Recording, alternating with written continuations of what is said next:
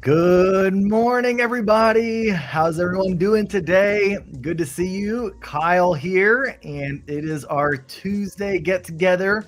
Just excited to talk to everybody today. We got 5 days until Christmas. Oh my gosh, it's right around the corner. So I am excited to see we already got a lot of people jumping on. So looks like either you guys are still working this week or you've already got all your Christmas stuff done. But I am excited nonetheless that you're here. Let's see who's with me today. Who's here this morning? We got Michelle. What's up, Michelle? Good to see you. Daniel is here. Where are y'all tuning in from? We got Daniel on Facebook. Michelle is on Facebook. Who else is here with me today? So good morning, everybody. We are going to be talking today about virtual assistants and how you can scale, get leverage in your business, and basically how you go about hiring them, how I'm hiring my virtual assistants, and then also how you manage them. So like, how do you keep them busy? How do you stay organized? How do you make sure that they're doing the right things?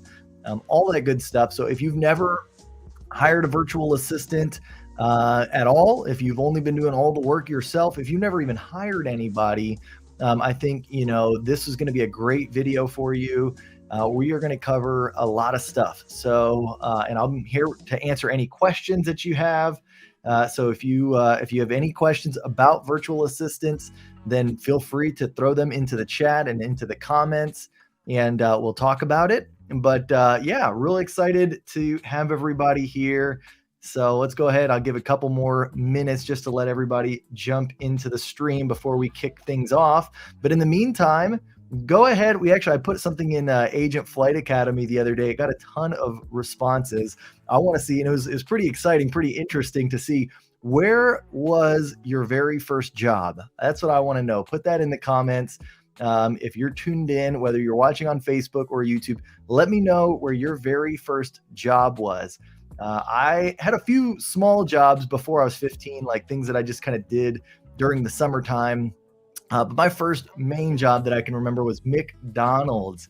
Like I'm sure a lot of people, that was my first job as a kid. Then I've worked at a grocery store, doing the produce, doing the bagging, doing the cashier. I've worked at a car wash. I was a detailer for a long time. And then I got into real estate in 2008. And so been doing this now for 15 years, got started in new home sales, did that for 5 years. And that was kind of my first real job out of college. And then that led me to general real estate in 2013, which is when I opened my own brokerage here in San Antonio. And fast forward to today, now I'm with EXP. And that brings you up to speed of the last probably two decades of my life. But we're okay. We got sunflower fields in North Dakota for my mom, Stacy Jill Handy. Good to see you, Mom. Good morning. We got another McDonald's in Walmart. Love it. Another fellow McDonald's person. There we go. All right. Shakia says, hello, my name is Shakia Allen. I am a new realtor. I work for Coldwell Banker out of Chicago. I like your YouTube page. It's very informative. I also, maybe you got another message coming. But good to see you here on the stream, Shakia. Welcome. Congrats on joining the ranks of us real estate agents. It is a fun business. It is a tough business, but it's a rewarding business if you if you give it your all and you work hard at it. And so, all right, cool. Well, yeah, we've got lots on the call now. So we'll go ahead and get things kicked off. I'm going to mainly talk today about two different types of virtual assistants that I use. I in particular use Fiverr. And then I also use a platform called Upwork. And so if you guys are using any form of virtual assistants, where are you getting your virtual assistants from? Or where are you just, hiring? Maybe it's just like a freelance type of thing like Fiverr. But where are you going to for your freelance / virtual assistant work? All right. So let's go ahead. I'm going to share my screen. Give me 1 second to pull that up. Here we go. Present screen. There we go. All right, here we go. So for those that have never heard of Fiverr or Upwork, or you're not familiar with virtual assistant stuff whatsoever, Fiverr is more of a freelance platform where you go on there, you search for a specific thing, and you pay per gig, right? Like per job that you want to hire for. It can be used. You can end up finding people on there that you end up using like in perpetuity, like you end up hiring them and working with them for a long time to come potentially. Um, but for the most part, I use it as just like something if I need it, one time, I'll go there, purchase a job from it, and then get my job completed, and that's it, right? Whereas Upwork, I use this more for actually like finding freelancers who I want to potentially work with for a long period of time. And I've actually worked with some of my virtual assistants for now going on like 4 or 5 years, the same one. And so it can be definitely a great platform. It's free. Both of these platforms are free to like get into and then start to search and to use. Now, obviously, you'll pay for the work that you end up hiring out, but to actually get into the interface to set an account, they're both free. So I definitely highly recommend go setting up an account and even just searching and kind of getting inspiration about what types of tasks that you can actually hire for. Um, Before I dive too deep onto the actual specifics of how to use these platforms, um, I guess let me just kind of share about how I think one might get started even using a virtual assistant company, like, how to even think about what jobs you might want done for you or need done for you. I think that it does, anytime you're going to hire somebody, it's almost like you have to take a step back to move 2 steps forward. That's just kind of the analogy that I'll give. It's going to take more time to hire and to create systems for your business in order to move forward and make things easier for you. You can't just have the assumption that you are going to, have this magic bullet of going out and spending money and things are just going to get easier right away. That's just not how it works. That's not how it works, in my experience at least. And so one of the important things you have to realize is that in order to really make a higher work out for you long term, something that's actually going to take time, give you time back and take tasks off your plate, and to where you're not going to get in a position where you like hire somebody and you only have them for do a job for you for 2 weeks, and then you're like, oh well, now I don't know what else to do for this person. Like, in order for you to get to that point, you've got to be organized. I think that's probably one of the first things. I've realized that as I start to hire people, especially some of the outsourced work that I have people doing for me, like in the Philippines, I've got to have really good systems, because most of these tasks that I'm giving to people, it's something where it's not a lot of creativity. It's more like, hey, I need you to follow these instructions and do these systematically. And obviously, if you're not organized, it's hard to do stuff, because I've even noticed that, like, as I give work to some of the people they're doing work for me, they'll respond back like, hey, this file doesn't match up, or this name doesn't look the same, or these dates aren't in alignment or something, right? Like, and it basically breaks the process, it breaks the system. And so that has caused me to get extra organized, so that way the systems can exist. And so, but once you're organized, and it's okay, like like I said, it's one of those things where for me, having hired a person here for a virtual assistant has helped me to get more organized. So if you're not organized right now, maybe that's what you need, is to go hire a virtual assistant. Don't expect that they're going to be able to organize everything for you. Now, maybe that could be part of their job description and they might help, but I think it might help. But I think in some ways you have to have the vision yourself of what you want the system to look like, so you can start building it out that way. But that's one of the main reasons I love having a virtual assistant, because it does make me have better systems. Now, I'll give you an example just so you can kind of see what I'm talking about here. I use a tool called Notion for all of my content to keep me organized. And I know it's going to be very difficult to see because it's a spreadsheet and I got a lot of cells on here. But, I've created now probably over 300 pieces of content, right?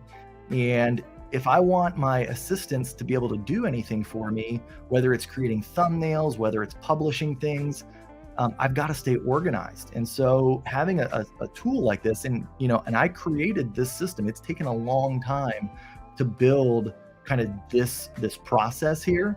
But you can see, I'll try and make it a little bit bigger here. Let's take that off. Let's see. There we go. You can see here, I mean, I've got, everything, like all the different keywords, all my titles, everything that I have. And then from here, right, like I can click, like if I want to see, this post here, an inside look, a day in the life of a real estate agent, I could come over to here, click on the blog URL, and then it opens up that actual blog post that's associated with it. I can also see, like, if I've got a YouTube video that is linked to that one. And the reason I bring all this up is, like, let's say, for instance, I want to have all of my podcasts published, and I know this is very specific to the content side of the business for me, but as a real estate agent, there are a lot of things that you could stay more organized for, whether it's your social media, whether it's transactional support that you need, whatever that might be. I'm bringing this up just to demonstrate that, it's important no matter what to be organized to begin with in whatever project you're going to do. And so, from here, it's like, okay, like I need to basically, like, one of my next jobs that I want to do here is I want to put the podcast, my Kyle Handy podcast, on all of my blog posts that don't currently have it, right? So I needed to find out, number one, is the podcast already embedded in the post? Like, is it put into the post? And so I had a virtual assistant come in, go through every single one of my posts and say yes or no if it is, right? And then I needed to also know, have I already created a podcast for it? Yes or no, right? And so once that it's not embedded, but it is published, well, now it makes it easier to be able to grab the URL. You can see podcast URL up here in the top right. I can now grab that and embed that into the blog post, right?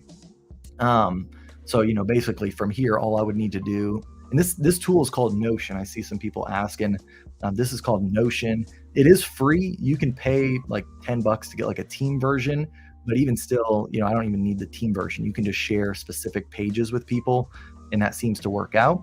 But like for me, I can come in here and I've got all of these different categories of things. And so actually, let's see. So if I wanted to add in the blog URL, I can turn that on. And so now, like, I can see here, like this one, it's not embedded, but I have a podcast. So I could quickly, or I could have my virtual assistant quickly come in here, click on the URL for the blog, right, and pull it up. You can see, there we go. I think this one here, we already kind of, we started and we got this one done here recently. But you can see there that, now it's embedded, right? So we just embedded that podcast to this post. So that one is done. So now basically I can come over here and say, yes, it is done.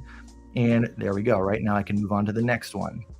And so, but having those systems makes that process really easy. And it makes it something to where, like, I can quickly create a video on Loom, which is another kind of a little quick tip that I was going to talk about. Quickly make a video on Loom and send over the instructions. So for instance, I'll show you here what my Loom looks like. If I can open it up, let's see here. I might just have to go here to their website, loom.com. There we go. Like all of the videos that I need, right? So if I wanted, just random little tasks, the blog current published date, that was something that I wanted a virtual assistant to do for me. I created a 1 minute and 44-second long video just detailing how I needed the assistant to go into my Notion account. I gave them access and I said, you need to click on each one of these URLs, and whatever the date says that it is, paste that date into the column for that URL. So it's super quick and easy video. once I have recorded that Loom, that screen share, I just take a link, I copy it, and I just send it right over to my virtual assistant. All right. So that's how simple it can be. Okay. So I'm kind of showing you the future of like what it can look like. Right now, it does take more steps to get to that point, right? Because you got to hire and find the right people and stuff like that. But eventually, once you even have just one hire, it will take a lot of tasks off of your plate, because I promise you, you're doing things today that you don't even realize, that you're doing them, or how much time it's taking you. And you do them, week in, week out, day in, day out.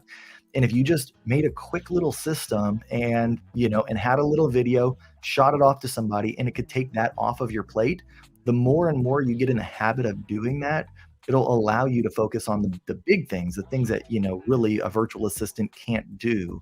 And those are the things that you should be doing. And you'll start to increase your productivity, you'll start to increase your results, and you'll start moving and getting progress happening a lot faster, the more that you're not doing kind of the smaller things. You're, quickly getting those off your plate. You might have to do them for a little bit or build somewhat of a system. But then, like I say, some of the systems aren't fully baked in. Once I've done them, I send it off. And then if there's a flaw, then I uncover that, or my virtual assistant will uncover it. We figure out a solution, and then we keep moving forward. Right. And so that's kind of how we do things. It seems to work out very, very well. And, for me to be able to create as much content as I create, to be able to support as many agents that I do that are on my team, to still sell real estate, because I do still sell real estate here in San Antonio. It's one of those things where people are like, how do you do it? Right. Well, you got to have systems, and you can't do everything yourself. That's the answer right there. Um, and so, but and the thing is, a lot of times we overestimate the level of talent, or we think, oh my gosh, like nobody can do this except for me.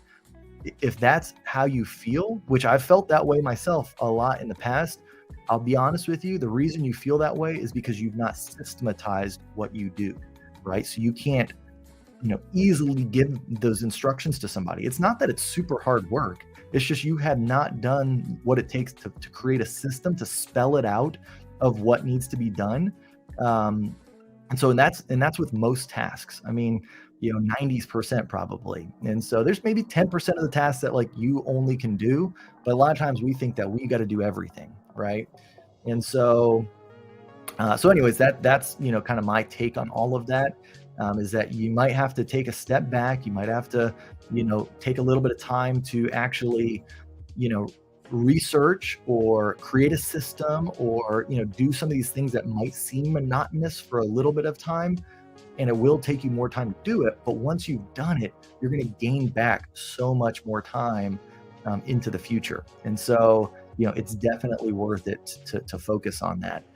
Let's see, we got a question here. Leslie asks, are some virtual assistants more secure than others? Are there legal limitations to what they can or can't do? Good question. I mean, so as far as security goes, I will talk about that. What I typically do with all of my virtual assistants is most any system or tool that I have, is, I have like a team account for it. So I can give like an individual user account. They don't have to have my personal account on it. Now, the only thing that is not the case on is something like Facebook, which is a big one, right? Like Facebook or Instagram, like your social profiles. If you're going to have a virtual assistant doing something for you like that, that's more sensitive. For that purpose, like me, the one that works on mine, I've worked with for a while. So I've built up trust. I don't know that like day one, I would give them that task where I'm going to give up my password for social and all that kind of stuff. You want to make sure, because like if somebody takes it over or gives out that password or becomes unsecure, I mean, that could be a big hindrance in your business. But most of the stuff that I'm using, I've got like team accounts. And so I can give like their own username and password. They can log in and have their own account, like on WordPress, like for my blog or my website. I give them their own login, and I give them the right amount of credentials for what they need. So like they don't get the administrative privileges where they can lock me out or do anything like that. They can basically just edit or do things that I give them permission to do. So that's, on the security side. And the other part about security is, I am very much looking at reviews when I'm hiring these, virtual assistants. I'm looking at like what has their past employers said on their, on their profiles. And so like, do they have good reviews? And most of the time, I mean, the people that are doing this type of work, whether they're in the Philippines or whether they're in the US, they're just trying to make money. They're trying to earn a living. They're trying to do it, an honest way. I don't think that most of them are out to get you. So, I mean, if you're hiring on a platform where you can see reviews and like an Upwork platform where it's reputable, I don't think you should have to worry too much about stuff like that. But of course, just try and use your best judgment. Always have kind of a backup plan, like, hey, what happens if this happens? But for the most part, I haven't worried too much about that. Legal limitations, the thing I would caution you for as far as real estate goes is, of course, they're not licensed real estate agents here in the US. Most aren't, I mean, unless you hire somebody on Upwork who is a licensed real estate agent, which they do have them. So you might want to be careful, of course, if they are doing any kind of real estate work for you. Like, certainly if they're reaching out to clients for you, even if they're sending emails and things like that, you'll need to be very careful. Data entry, social media, all that kind of stuff. There's no legal limitations of anything that I've heard about for real estate agents regarding those types of usages. But so I wouldn't worry too much about that. Everybody, not everybody, but a lot of people use virtual assistants or even in-person assistants, and that are not licensed to do many different tasks, and that doesn't cause an issue. So you just got to be careful if you're going to try and have them do something specific about real estate, like giving advice, contacting your clients in any way. Like, be really cautious about that, and in fact, don't do it would be my suggestion. But other than that, no legal limitations that I would worry about. Okay, let's see here. All right, so where do we leave off? We're talking about systems, getting organized. That's kind of like step one. And like I say, you don't have to feel like you have to be the one to get organized 100%. You can hire an assistant to help you get organized, but realize that they're going to help you get organized. It's going to take some of your time still to get organized. I wouldn't expect that anybody you're going to hire from a virtual standpoint is going to come in and just like organize your business for you, right? You've got to have some kind of a vision. You've got to know what you want and what you need, and work with that assistant to help you get there, right? So it's going to take some time, but at the end of it, you're going to be happy with the result, I feel. All right, so now let's jump into talking about how you would actually go about doing this. So let me share my screen again. There we go. So when you go to Upwork, you're going to have to create a profile, right? So I've created a free account. It's my Kyle Handy account up here. And then you'll see there's a search bar in the top right. So you can do two things. You can start by searching for a particular job or need that you have first.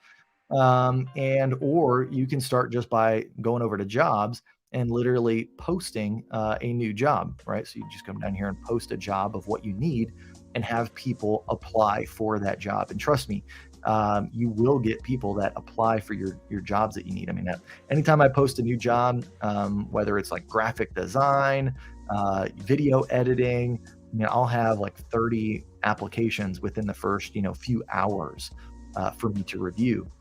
And so, but like, let's just say that you wanted a video editor, right? So I mean, that video editing. Come in here. I'm just going to give you an idea of like the type of talent that you can look at on here. Let me make it bigger too. See it. So you come in here. I just search for video editing, and and then you can come over even and do like an advanced search. So sometimes I'll do that. Like if I want them to use like a specific program, like sometimes, like let's say for instance, I know Final Cut Pro. I used to edit all of my own videos in Final Cut Pro. I might want my video editor to edit the video specifically in Final Cut and not Adobe Premiere, because maybe someday I want to, make modifications and I want to just change something my own, myself. So I might put video editing, and then, down here I might put, Final Cut Pro. So that way I know that when they edit it, that person's familiar with Final Cut Pro, and they can produce me an end result, an end file with what I need. You may not need that, but here you go. So now, you got Rahul. Rahul, I guess is how you pronounce his name there. Almost 18 hours and known for my quick turnaround time. Available almost 18 hours. So he works 18 hours a day, quick turnaround time, 5 years of experience in video editing using Final Cut Pro and iMovie. He's experienced. He's 98% job success with over $10,000 earned. So like I'm looking at stuff like this. I'm hovering over, 31 jobs, 94 jobs. I think what the difference there is, one is hourly, one is fixed price, and a total of 243 hours worked. Basically, what I'm just looking for is that he's got good feedback and he's got a track record, right? And of course, it's within a price that I'm willing to pay. I think is important as well. And you're going to see all sorts, $7, 25. And I'll be honest, sometimes you think like, oh, well, if I spend more, I'm going to get better talent. That's not always the case. I mean, I've hired people for $5-6 an hour, and they'll outperform people that work for $30, $40, $50 an hour here in the US, right? So don't just assume that, if you go with somebody from the Philippines or overseas or whatever, that the quality of work is going to be less. It's honestly just the fact that their cost of living is a lot less. $4 an hour over in the Philippines is a very good wage. Like that's enough to really, support a family. You can actually hire full-time assistants in the Philippines for like $650 a month. And that's a really good wage. And so obviously in the US, that's not going to do so well. And so, somebody working for $4 or $5 an hour in the Philippines, maybe more, maybe even more appreciative of that job and may work harder to keep that job even than somebody in the US making $20 an hour, 25, right? So there's no guarantee about, certain prices, producing the results you want. So that's kind of one, like quick tip is just, I just look at, profiles like this, I would pass 82%. That's not high enough. I would keep looking. 100% job success, $40,000 earned. That's really good, right? So this guy's probably pretty darn good in Serbia. And you can see, this one's Bangladesh, lots and lots of people here. So then once you do that, once you kind of have, an idea like, yeah, you know what, I am going to hire somebody here. Then what I'm going to do is I'm going to invite them to a job. So I'd click on that and then I'd come into here and I would say, create a new job and invite. So complete your job post. So here, I click on this. It's going to take me to a prompt where I would fill out kind of a job description. It doesn't have to be like, super extensive, right? Like if I just knew that like, need video editor to edit 2 YouTube videos per week, need the final file, I don't know, video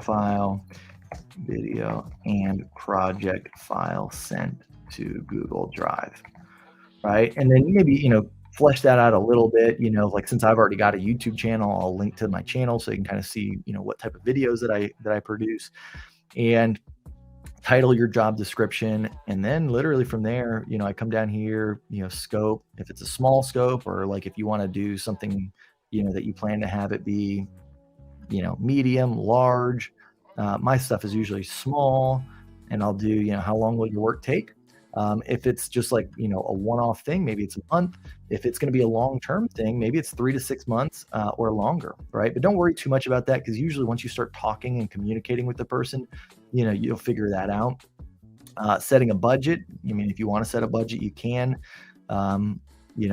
Most stuff, like if it's video editing, I'm going to pay more than something like data entry, right? Data entry, like I might be paying $4 to $5 to $6 an hour. And there's a lot of people that can do that type of stuff. But video editing, maybe I'm paying $6 to $10 an hour, right? And so I'm going to put that in here. But as you can tell, there's not a whole lot of stuff that I'm going to pay, a lot of money for from a virtual standpoint.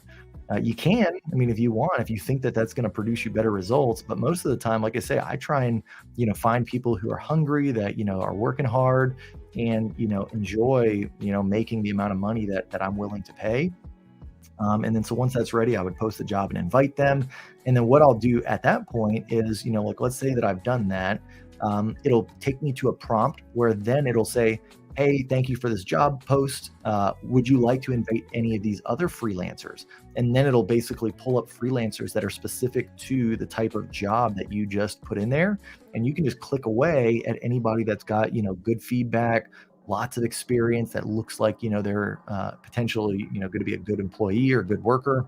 And and then the great thing is, once they start working for you within Upwork, Upwork takes, all of the taxes, they take all that stuff off your plate. You don't have to worry about that. You literally just pay Upwork whenever the job is complete.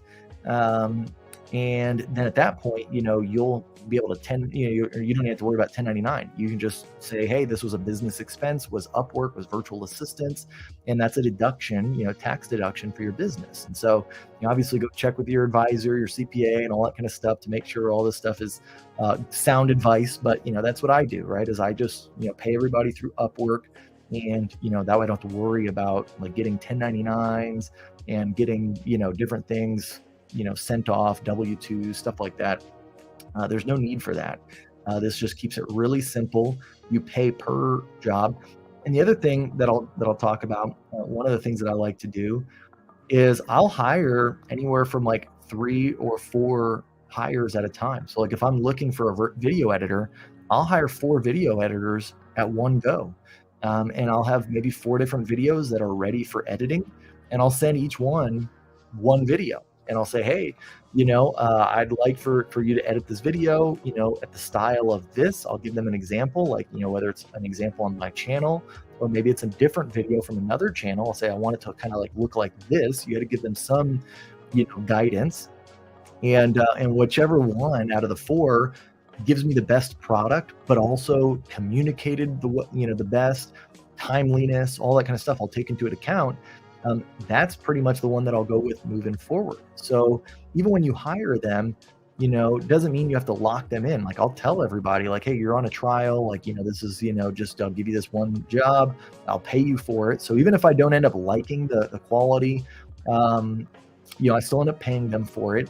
But at the same time, and most of the time I can actually still use it. It may not be like the best video or I'm super happy about it or whatever, the best work, but I can still use it. It's still definitely usable. And then I still just end up picking the one that stood out, and I move forward with that person. And so you can do that with anything, whether it's transaction management, whether it's, again, social media stuff, like, graphic design. If you want people to create some stuff, you'll start to see really quickly, like if somebody produces work that you like, if you're like happy, like when you get the results back, then that like this is the right thing. And if you're not getting the right results, like you got to just try more people. You can't just expect that the first person you're gonna try and hire is gonna be always the best fit. So you want to be trying out different people. And so it's definitely not a bad thing to try at once. Because I want to find out as quickly as I can. I want to find out at once. How do these 4 people stack up against each other, right? That way, there's no question in my mind anymore. So anyways, that's a bit of, kind of Upwork and how that works. The cool thing too with Upwork is you can actually go in, let's see here. I'll go in here and I'll look at, let's see, I mean, you can see here, I've hired so many different Upwork, assistants to do different things. But like, oh, here, you know what? Let me do this. Jobs, I'll go to my jobs. And, show you this. This is like one of my virtual assistants. Here you go, Shayna. This is Shayna's I've actually worked with. Like this is the one for 5 years, I think, pretty darn close to it. And it'll track your timesheet for you, right? So like I can see, like when we go to last week, there we go. Because she puts all her work through Upwork, so I can see exactly how much time she worked. I don't have to worry about tracking it or anything. I come in here Tuesday, the 13th, I can see it. It even screenshots what she was working on at that given time, right? So like I know exactly what it is she was doing. This little green bar down below kind of is like an activity tracker. Like, that way she can't just like turn the thing on and like not be moving the mouse or be doing anything. So, the more that's up shows like the screen was moving, there was things going on. It's not like a video, it's just taking little screenshots of it all. But that way, like, what the person's doing. And then at this point, like, you're going to want a good communication method. So you can use Upwork just to like communicate. Like I've got my messages on here, and then from here, I usually will take the messages somewhere else, right? So like if I wanted to, like actually you can see here, I don't even have Shayna on here. She's on, let's see here, like on Facebook, right? I use Facebook Messenger to message Shayna. And so, that way, that's just where I'm always on Facebook Messenger anyways. So I see the messages faster than on Upwork. And so I can send videos back on Facebook Messenger. She can send videos to me or screenshots. And so you're just going to have to communicate though and find a communication method that works.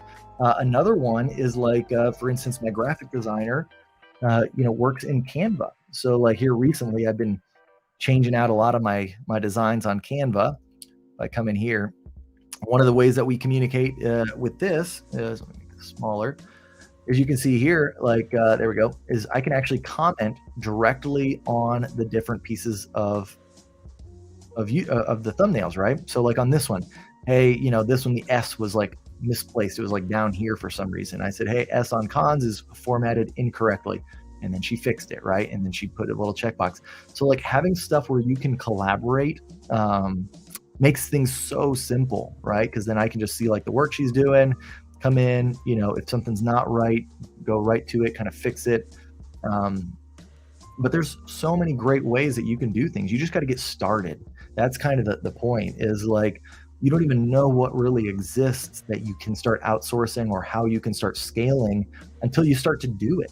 And the cool thing is, most of the stuff that I end up doing, like as far as collaboration goes, the virtual assistant tells me, right? Because like they have other clients, they've worked, many of the similar jobs. So a lot of times they'll say, hey, thanks for, using Upwork to message me, but actually, could you send stuff on Canva? It's a lot faster and easier for us both to use. And I look, I'm like, oh my gosh, that is faster and easier. Yeah, absolutely. I'm happy to do that, And so they, when you hire somebody, you may not be ready for it right away, but I think it will help you to, grow a lot faster just in your knowledge of how to communicate with each other, how to do things more efficiently, and how to build better systems. Because the same thing here, like even just, it might sound so simple as like, okay, hey, just make a bunch of thumbnails for me. But it's not even that simple, right? Like you got to have a system for that. So like I said, hey, look, because like I wanted specific words, like, I didn't know if she would know what words to put on these thumbnails,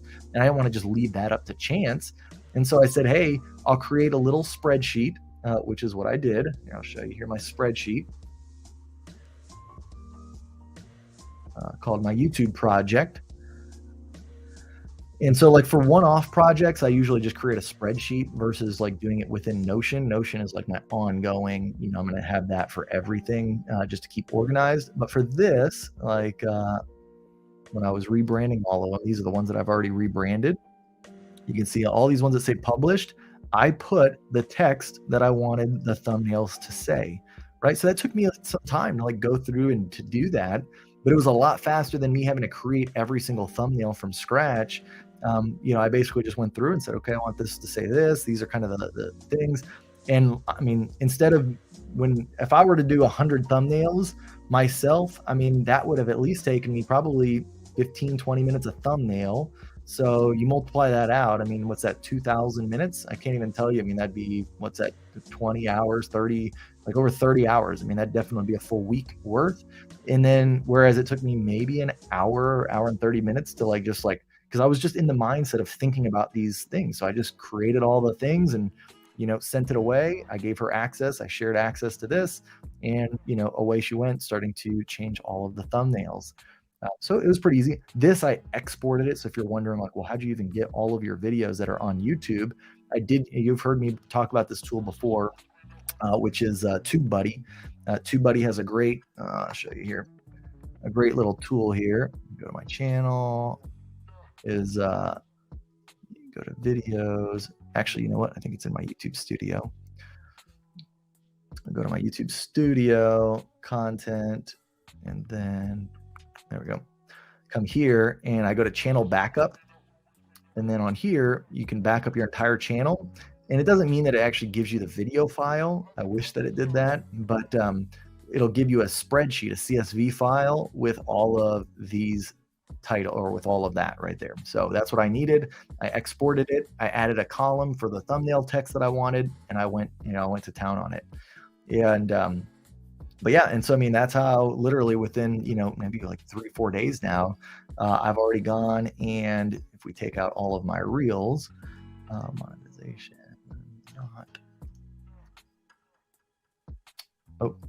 not want it monetized. Oops.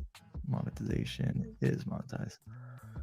You can see, I mean, like all of these thumbnails now have already pretty much gotten done. That one's unlisted, so that one doesn't need to be done. But all these are done. That would have taken me forever, right? And they look a lot better than what I would have created as well. So I mean, that's the other cool thing about it. All right, so that is Upwork. What questions do we have regarding Upwork? Is there anybody that's wondering how that works or anything like that? Zoom out here. All right. Got questions, go ahead and throw them in the comments there. The next one, though, is going to be Fiverr. So I've used Fiverr for all sorts of things as well. So I'll show you here. So here's some of the orders that I've done on Fiverr. Making an email signature. Those that follow me on social media, you probably saw I had a couple posts earlier about different email signatures. And now my email signature, I'll show you what it looks like. I actually am super happy with it. Looks like this. There you go. Up in the top right. I don't know if you can see that there. Let me bring that down there. So there, that's my email signature. And I made that for 30 bucks, right? Super simple, looks great. You can click on the links, right? Partner with me. I don't know how to do all that kind of stuff, right? Like make it actually look this good. $30 on Fiverr. But again, that's just like a one-off thing. Like I wanted an email signature that looked professional. So I went on to Fiverr and I searched for email signature. There you go. Now you got all these people who are willing to create email signatures. And then I went and I looked and I was like, all right, I looked at a few different jobs and I was like, I like that style or this style. And I clicked on it. I said, hey, I want that same thing, but use my colors, use my logo, use my headshot, gave them all the things they needed. And within a couple days, I had my new email signature. So something as simple as that, like, logo design, that's another one that, you can do. There's lots of logo designs on here. And the thing with logo design is, sometimes you're going to spend money and it's not going to come out exactly how you want it to look. That's okay, right? Like I've gotten to the point where same thing kind of is Upwork. I might hire 4 different people to create logos for me. And yeah, maybe I'll spend $60 instead of $15, or maybe I'll spend $100 instead of $25 because I'm hiring 4 different people. But I'm going to get a lot more ideas quickly because I'm all about time. I don't want to pick the wrong design just because I didn't want to do enough research up front. I'd rather, have all of these come back to me at the same time, be able to make an educated decision with a bunch of different options, and say, you know what, I like that one the best. All right, let's run with it, right? So it's okay, to spend a little bit of extra money if you need to, and but if you're like, man, I'm hiring this one person, it's a lot of pressure that it's going to be good, then yeah, that's a little stressful. But I try not to worry too much about that. I'm going to go in here and hire that one. That one looks cool. Like I'm going to come maybe hire this one. And, and then at the same time too, you also want, to kind of know what you want. Like maybe just spend a day or, not even a whole day, but maybe an hour, just, awesome, graphic, graphic logos, right? Like if you wanted a graphic logo, or maybe you want like a font kind of a logo, right? Where it's just like text. But then, come in here to like Google Images, really just start scrolling. And I mean, once you start seeing stuff that like pops up, copy it, put it on your desktop. That way you can send some ideas and be like, hey, look, these things stand out to me. Even if you don't nail it down, you don't know the exact one, just send them like 3 or 4 things like, hey, these things, are kind of my style. Can you make something that's like these? But takes into account, my brand or like my colors or what I want out of it. That's, kind of how you handle that. But yeah, I mean, you can see there, so you got graphic design on there, but I mean, there's so many things you can do. I mean, like, I'll just kind of scroll through some of these. You got logo design. I like just like honestly like looking at some of this stuff because then it kind of inspires me. Like, you know what? I've been wanting to do this, or like I've thought about doing that, but I just haven't done it yet. I didn't get around to it. Well, shoot, why don't I hire somebody to do it for me? Right? Like I kind of know what I want. I just didn't have the time to do it.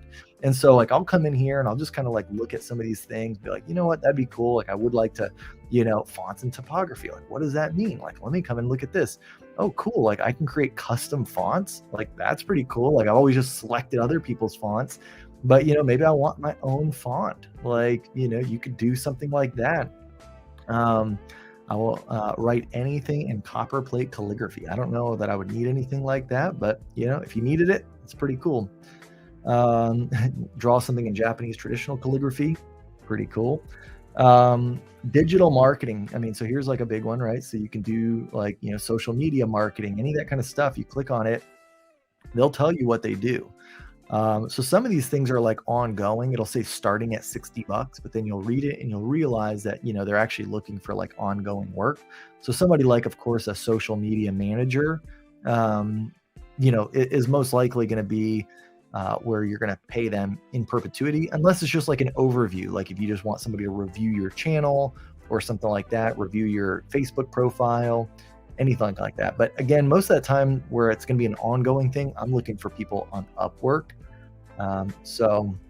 But if it was like, okay, sales copy, like writing something for a landing page or a lead magnet that you want to create, like you don't have to create everything, but if you can curate or pull it all together, that's, there's a lot of potential with that as well. So like if you wanted somebody to make you like a little ebook or make you, something, like do that, right? Like come in here and say like, all right, cool, like sales copy.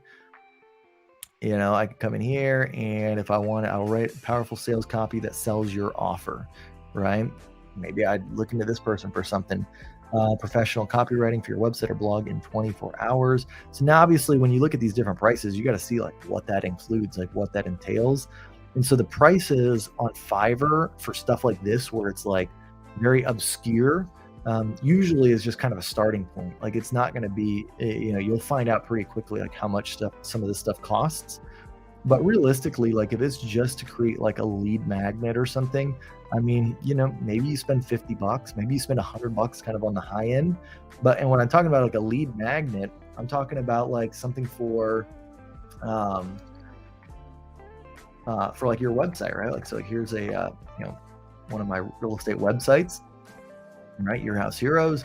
If I wanted to collect leads, right? I created a free guide. Like, okay, cool, free guide, free buyer and seller guide sent to your inbox, 7 insider secrets to selling your home without spending a lot of time or money. Or if you're a buyer, the ultimate guide to buying a home. Select which one you want and then download them today, right? Like that's how easy it is. I didn't, have to create either one of these. I paid somebody to make that those resources for me, right? And I think, this was, I think maybe $250 for both of them. So it's not bad. You can create stuff like this so quickly if you just know where to go and what to do. And it might take you a little bit of time the first time you're trying to like, get used to working with a virtual assistant. But I promise you that there's so many things. I hear agents all the time that are saying like, well, I just wish that I had this, or, man, if only I had that, or, all this stuff, like these excuses almost of like why, their business isn't a certain way. And I get it. Like if you don't have the money and you can't, spend on, hiring people, I get it. Like that is, you're in a tough spot. Then you have to figure it out. You got to bootstrap it. But sometimes like if there's things that are important, like, essential to your business and you're just not doing it, and it's not getting done like that, I feel like is, it's hard for you to be an agent and, for a long time. Like, is it because if you're just going to make an excuse about like, hey, like, I can't do something, it's going to hold you back for everything almost, because then everything seems like so daunting. So you either have to figure out how to do it yourself, which is going to take your time, or you got to pay somebody, which is going to take money. And so, but just like saying like, well, if you knew that this would make your business better, but you're not doing it just because you don't know how yet, I think that's, what hinders a lot of agents, and why agents, there's more agents that are unsuccessful, versus, going out and either figuring out how to do it yourself, or, hiring somebody to do the things that need done. So anyways, that's just my take on it. Sorry for the rant, but yeah, well, guys, we are at almost the top of the hour, and I don't see any questions that I missed. But if there's anything that you still are curious about when it comes to either Upwork or Fiverr or any other platform, I've used a few other ones as well. Let me know. Onlinejobs.ph is another one. That that is popular, that you can find workers from the Philippines, and relatively inexpensive, $4, $5, $6 an hour. Sphere Rocket is another one, and now this is one, like, because that's the thing, you're going to have a couple options, right? Like, you can go straight to the source and hire virtual assistants yourself if you want, and use like Upwork, or onlinejobs.ph, or you can go through a company like My Outdesk, Sphere Rocket, some of these other ones, who they kind of more like a white glove service, where it's, you tell us what you need, we will go out and hire the person for you. Chances are they may even have trained them up, or they know that they're trained in whatever you need them to do already. But then of course there's a fee to that. Like, I think with Sphere Rocket, you pay like $1,000 a month. And then you pay the virtual assistant's salary on top of that. And, you have to hire them full time. So it's like $650 a month for a virtual assistant full time. Plus, then you spend, $1,000 a month on Sphere Rocket. So you're at $1,650 just for one virtual assistant. But where Sphere Rocket is better than some of these other agencies is, like, if you wanted 3 virtual assistants, 3 full time, they'll just charge you, another $650 and another $650, and their fee stays at $1,000. And so then you end up spending like, $2,900 for 3. Whereas some virtual assistant companies, they'll charge you, $500 their fee for every virtual assistant on top of the virtual assistant fee, which is, $650 or whatever. And you can end up spending $3 or $4 grand for 3, a month for 3 or 4 virtual assistants. So anyways, so my suggestion though, before you would even look into those types of companies, is to like maybe consider going on Upwork and experimenting with this yourself and just seeing if you can hire somebody. Now, one of the other pro tips that I'll kind of give is, when you hire, don't like in my opinion, what I would say is, find like something you're willing to pay, whether it's, if it's $5, $6 an hour and it's 20 hours a week, you're like, okay, I know I can spend $120 a week, or maybe it's like I can spend $60 a week, right? And that you're spending $5 an hour. So now you have 12 hours a week that you can hire somebody for. Hire them for 12 hours a week. And when they don't have work, that's going to, keep you thinking of things to put on their plate, right? Versus like, if you just kind of leave it open and you're not paying the person, like if they're not working, then sometimes you might just hire them for a project and then they're not working and then you don't do any. Whereas if you're committing to their salary for even if it's 12 hours a week, $60 a week or whatever, like, you're on the hook for that. And so basically that will incentivize you to think up tasks and to keep that person doing things that you need done, versus like, if let's say, they can work up to 10 hours a week, but this week you didn't reach out to them, or they didn't, you didn't have any work for them. Well, there's no skin in the game from your standpoint. And so, you might not be incentivized to try and find more work for the person. It's like having a gym membership or something. If you're paying for it, you have a more likely tendency to actually go do it. Still not a guarantee, but it's a better chance than if you have no skin in the game. So consider that same mentality when it comes to working with a virtual assistant. All right. Let's see here. Leslie says, do you ever find yourself losing yourself in looking at all the options? I can see getting sucked into a search vortex. Yeah, I mean, I don't find myself doing that, but I know it's a thing. I know that that is, a possibility, but I'll be honest with you, I'm kind of like at this point now, it's the opposite. I'm like thinking like, how quickly can I hire somebody? Because I'm usually pretty much like when I want something done, like I want it done right away. I don't want to wait weeks for it to get done or even days for it to get done.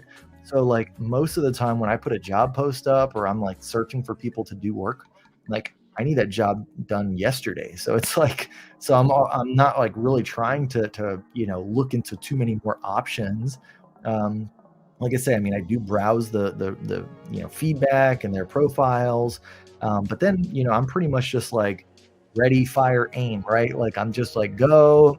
I know that like maybe I'm spending $60 on this job or $100 or whatever it might be. I'm not like betting the farm on it. So even if it came back and it wasn't what I wanted, at least I'm making progress and trying to move forward. So you don't want to overanalyze it. I would just say, just keep that in mind, that everything can be undone. And most of these jobs, like the seller wants you to be happy, right? Like they're not trying to take your money and pull one over on you. If you're not happy with the work, the worst thing you have to do is say, hey, look, this isn't reaching my expectations. Can you redo it? You can give them another shot, and whether it's Fiverr or Upwork, and they'll redo it. A lot of you get like a certain amount of revisions on Upwork, so maybe it's like 3 revisions, and then if you're not happy after those 3 revisions, they'll just refund your money. Upwork is kind of the same thing. Like, I mean, I haven't had to do this very often, but most of the time, if I have a problem or an issue, I'll say, hey, can you change this around? I was hoping for something a bit different. Or like if somebody's not like working as hard as you think that they should or whatever, you might just have a talk and say like, hey, how are you doing things? Like what, how, like what's holding you up? Is there anything holding you up? Like just let them know like, hey, when I typically do this task, it takes me X amount of time. And, I understand you're new and you're figuring it out, but even still, if it's taking you 6 times the amount of time it takes me, like something's up, like we need to talk. If it's taking you double the amount of time, like maybe that's acceptable for, a certain period of time. But yeah, I try not getting too worried about searching and trying to find the best hire, off the bat. Because, most of the time, and that's again going back to like trying to keep this thing as simple as possible. If you look at your jobs, like I look at now, it's like the way I look at it is like my only experience was McDonald's, as I mentioned earlier in the call. Like you don't need the most highly skilled workers to work at McDonald's, right? Like flip the burgers, to make the fries. Like it's because they have a system that is very simple and duplicatable and easy to do. And so I'm looking at the workers like I don't want somebody who's super talented. Like I mean, maybe some things I do, but most of the stuff I want it to be as easy as possible for the person to do it successfully. And so if I'm getting results that are not up to my standards, I have to also look back at my own self. Like, what am I, saying to the person? Like, what instructions have I given them? Maybe I was not clear. Maybe I have not created the systems that will help them be successful. So sometimes you also have to look back at yourself, because it's not always their fault. I would like to know what types of work tasks you would opt to outsource to a VA first, aside from transaction and paperwork. Social media, yeah, I think, is a big one. Not necessarily like all your social media. I think that, I mean, you got to have still some of your own personality in social media, right? Otherwise, it's going to come off very inauthentic. But there's a lot of things that, you can do. I mean, I've heard of people that literally like, you can create a list of your friends that you want to have like a separate list for them in Facebook. So that way you have like a whole new news feed for them. And you can have a virtual assistant just go through that list of people, like on their posts, maybe make like basic comments. You got to be careful, making sure that like their English is good. A lot of them, their English is very good. But basic things like they're not going to write like a novel or even like a paragraph, but just stuff to like chime in on other people's posts, right? Like maybe it's your sphere of influence. So you got all of your sphere of influence, or you got all of the people like your past clients in a list on Facebook, and it creates a whole new news feed for them. Well, now you have your virtual assistant go and just chime in on all of their posts. Like, it's stuff that you would want to do if there was endless hours in the day. But at the same time, like you're investing so that way that work gets done. And when you can do some of it, that's great. Like go out there. I'm not saying not to ever do it yourself, But that kind of stuff, like social media, I think is great. Even like graphic design work, if you're not great with graphic design, having somebody that can create you stuff on a, on a whim, like, hey, you have an idea, like I want to have a new, I want to have my listing signs created. Great. I, can have my listing signs made by my graphic designer. They'll give you the template. Or maybe it's something like, just having graphic design for your social media, like making little like templates and things that you can share, shareables for your social media. I think social media is a big one. If you are generating leads already, I think then having somebody who can, work those leads for you. Obviously, they're probably not going to be making phone calls unless you hire somebody who has, skill doing that and you feel comfortable with them calling on your behalf. I have done that in the past. It's not maybe the first person, but if you have, like, let's say a big database of leads, or you are constantly getting leads somehow, some way already, I think that would be a very good use of your hire, is to get somebody who kind of like filters through those leads and tries to, get the cream to rise to the, to the top or whatever.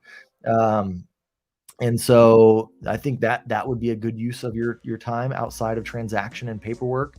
Social media, lead prospecting, transaction paperwork, graphic stuff. If you're making content, any kind of content stuff, I think, having somebody who, of course, edits your content, publishes your content, maybe optimizes your content for SEO, if that's not something you're skilled at, could be good if you want to go down the content side of things.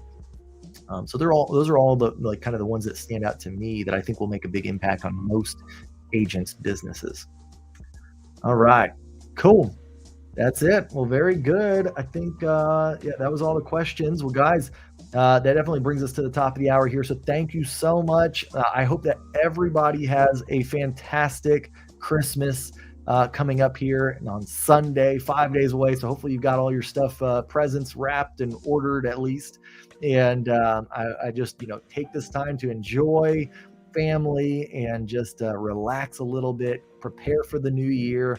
And that's kind of what I'm doing, is just going through and kind of getting organized, getting ready for the new year. I'm not making any kind of big things right now, just kind of getting organized, getting ready, and just taking this time to slow down a little bit. So I hope that everybody else is able to do that as well.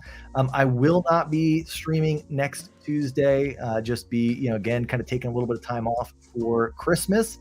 But I will be back at the start of the new year. So this is officially the last live stream of the year. But I hope everybody has an amazing rest of December and a rest of 2022. And I will be catching up with you guys in 2023. So have a good one, everybody. Talk to you soon. Bye-bye.